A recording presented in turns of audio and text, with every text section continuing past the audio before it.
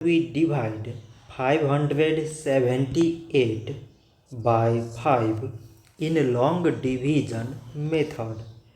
5 times 1 is 5. On subtracting we get 0.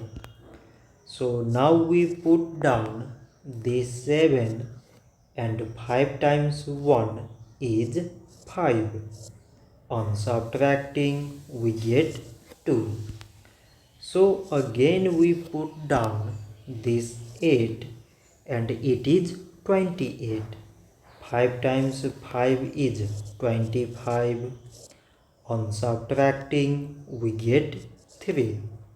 So now we have no any other number to put it down. So we take here decimal so that we put 0. So it is 30 and 5 times 6 is 30. On subtracting we get 0. So 578 divided by 5 is 115.6.